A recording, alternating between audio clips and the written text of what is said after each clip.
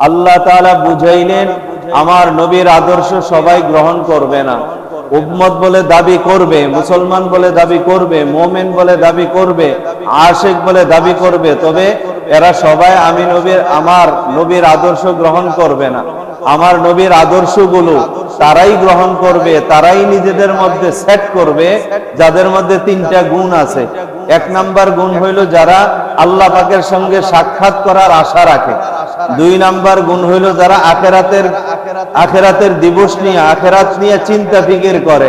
তিন নাম্বার হইল যারা আল্লাহ পাকের জিকির বেশি বেশি করে।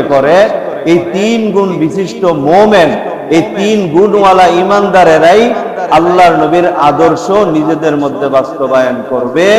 আর এদের বেলায় আল্লাহর নবী বলছে কুল্লু উম্মতি ইয়াদখুলুনাল জান্নাহ। আল্লাহর নবী বলেন সব উম্মতেরা জান্নাতে প্রবেশ করবে ইল্লা মান আবা, কিন্তু যারা আমাকে অস্বীকার করলো এরা জান্নাতে প্রবেশ করবে না।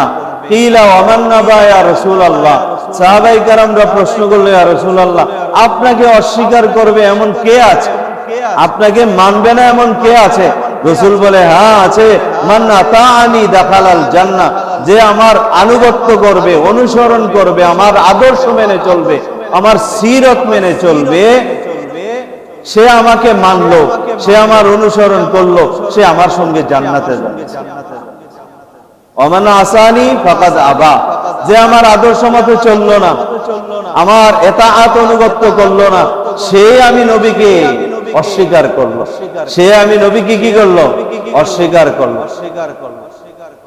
টুপি মাথায় দেওয়া, দাড়ি রাখা, পাঞ্জাবি পরা, হালাল খাওয়া, 5 ওয়াক্ত নামাজ পড়া, নিজে পর্দা করা, বিবিরে পর্দায় রাখা, সত্য কথা বলা, গীবত না করা, জুলুম না করা, এগুলি কার আদর্শ বলে? জোরে বলেন, এটা কার আদর্শ? নবীর আদর্শ। এই নবীর আদর্শ অনুযায়ী উম্মত কি চলে? কথা কয় না, চলে? চলে না। এখানে হিসাব করলে দেখা যাবে অনেকের খোঁতা দাঁড়িয়ে নবীর আদর্শ মতো চলে। নবী নিজে বলছেন, এটা আমার কথা না, রাসূল বলছেন যে নাকি আমার আদর্শ মানলো না ফাকাদ আবা, সে আমি নবীকে অস্বীকার করব।